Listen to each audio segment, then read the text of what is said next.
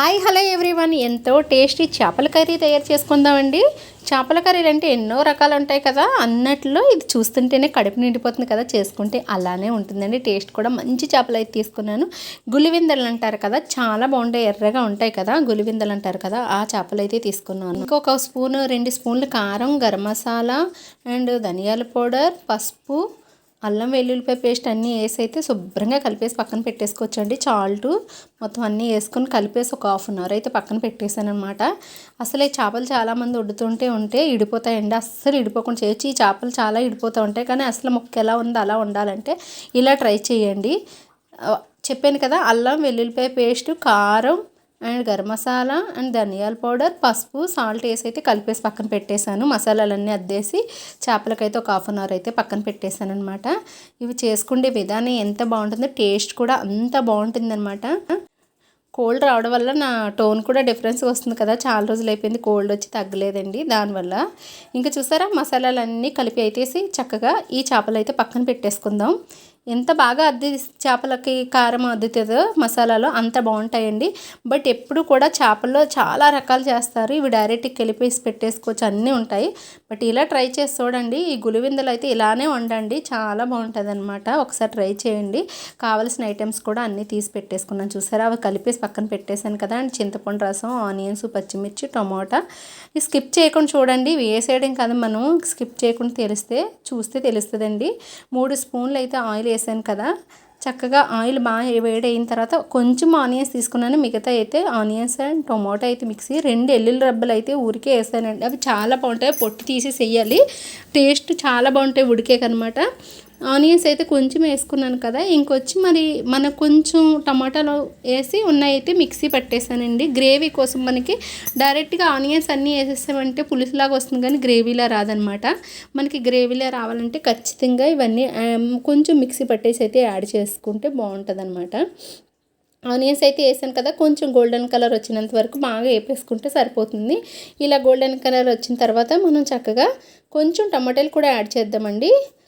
ఎక్కువ కాదు, 2 చిన్న కాయలు తీసుకున్నాను, కొంచెం టమాటాలు అయితే యాడ్ చేశాను. మిగతా ఉన్న టమాటాలు అండ్ ఆనియన్స్ అయితే మిక్సీ పెట్టేశాను. అవి కూడా ఇది దగ్గరికి అయిపోయాక, టమాటాలు బాగా దగ్గరికి అయిపోయి ఆయిల్ పైకి తేలుతూ ఉండాలన్నమాట. అప్పటి వరకు ఇది కొంచెం హైలో పెట్టేసుకొని కలిపేసుకుందామండి. కొంచెం సాల్ట్ వేసి హైలో పెట్టేసి కలిపేసుకుంటే ఆయిల్ అయితే పైకి తేలుతుంది కదా, అంతవరకు బాగా ఆయిల్ తేలేంత వరకు అయితే కుక్ అయిపోవాలి టమాటా ఆనియన్స్ను. ఇలా దగ్గరికి తేలేంత వరకు చక్కగా బాగా కలిపేసుకుందాం. మనం మిక్సీ పట్టిన గ్రేవీ ఉంది కదా, అది కూడా యాడ్ చేసేద్దామండి. చక్కగా ఆనియన్స్ అండ్ టమోటా 2 మిక్సీ పట్టేసాను, అవి కూడా కొంచెం యాడ్ చేసేసుకున్నామంటే చక్కగా.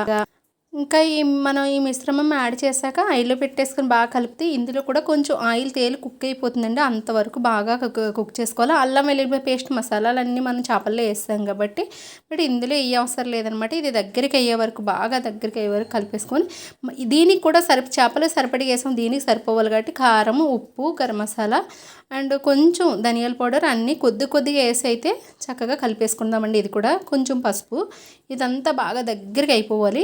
దగ్గరికి అయిపోయేలా చక్కగా మనం ఇంగ్రీడియంట్స్ యాడ్ చేసిన తర్వాత బాగా కలిపేసుకుందామండి. మనకు ఆయిల్ తేలుతుంది చూసారా, ఇలా ఆయిల్ తేలుతూ ఉండాలన్నమాట. దగ్గరికి ఆయిల్ తేలేంత వరకు ఇలా మనం కలుపుకుంటూ ఆయిల్లో పెట్టేసుకుని కలుపుకుంటూ ఉండాలి. ఈ చేపల కూర అయితే ఎన్నో రకాలు చేసాం కదా, ఇది ఇంకో టైప్ అనమాట. ఇది కూడా బాగుంటుంది, ఎంత బాగుంటుంది అంటే మాటల చేపలు. ఈ చేపలకి ఇలానే వండాలండి. ఇలా వండొచ్చు, డైరెక్ట్గా మళ్ళీ కలిపేసుకోవచ్చండి. పాతకాలపులో పెట్టాం కదా, అలా కూడా పెట్టి చూపించాను, అది కూడా ఒక వీడియో పెట్టాను. అలా కూడా కలిపేసుకోవచ్చు, ఇలా కూడా చేయొచ్చు అనమాట. 2 రకాలుగా. కొంచెం ఓల్డ్ పీపుల్స్ అండ్ టేస్ట్ అయితే ఒకేలా ఉంటుంది, అలా తినేవాళ్ళు అలా చేస్తారు, ఇలా కూడా చేస్తారన్నమాట. చింతపండు రసం అయితే ఒక కప్పు తీసుకున్నాను, పెద్ద నిమ్మకాయ సైజు అంతా. నేనైతే 1/2 కిలో చేపలు తీసుకున్నాను, దానికి ఒక చింతపండు సైజు పెద్ద నిమ్మకాయ సైజు అంతా తీసుకున్నాను. అది ఇంకా రసం వేసాను కదా, ఇంకా మనం చేపలు అయితే ఇప్పుడు యాడ్ చేసేసుకుందామండి చక్కగాన. అందుకే ఇడిపోవు, ఇలా చేయడం వల్ల అస్సలు ఇడిపోవు. మొత్తం మసాలాలన్నీ టమాటా అన్నీ కుక్ అయిపోయి చింతపండు రసం వేసాక, చింతపండు రసం చేప ఉడకడం వల్ల నీచు వాసన రాదనమాట, చాలా బాగుంటుంది. నీచు వాసన రాకుండానా చింతపండు రసంలోనే చేప ఉడకాలన్నమాట, అప్పుడు నీచు వాసన రాదు. చూసారా, చక్కగా ఇలా వేసి ఒక్క 10 నిమిషాలు చాలండి. 5 నిమిషాలు 10 నిమిషాలు కూడా కాదు, 5 నిమిషాలు మూత పెట్టేసి వదిలేసామంటే దగ్గరికి కుక్ అయిపోతుంది చక్కగా. చేప కూడా అస్సలు ఇడిపోదు. చూడండి, కొంచెం కొత్తిమీర అయితే యాడ్ చేసుకుందాం దించే ముందు. అంతేనండి, కొంచెం కొత్తిమీర యాడ్ చేసి దించే ముందు అయితే కొంచెం ఆపేసుకుంటే సరిపోతుంది, కలిపేసి ఒకసారి. అంతే అండి, చూసారా ఎంతో టేస్టీ చేపల కర్రీ రెడీ అయింది కదా. నచ్చితే ఒక లైక్ వేయండి. మీ లైక్ చాలా ఇంపార్టెంట్. మీరు లైక్ ఇవ్వడం వల్ల ఈ వీడియో మరింత మందికి రీచ్ అవుతుంది. ఈ వీడియోకి అయితే నేను ఎక్స్పెక్ట్ చేసేది 20 లైక్స్ మాత్రమే. లైక్ అయితే ఇచ్చేసి కామెంట్ చేయడం అస్సలు మర్చిపోద్దు. కొత్తగా చూసిన వాళ్ళకి నోటిఫికేషన్ రావాలంటే నేను పెట్టే వీడియోస్ సబ్స్క్రైబ్ చేయడం అస్సలు మర్చిపోవద్దండి. సబ్స్క్రైబ్ చేస్తే నేను పెట్టే వీడియోస్ మీకు నోటిఫికేషన్ కింద వస్తాయి.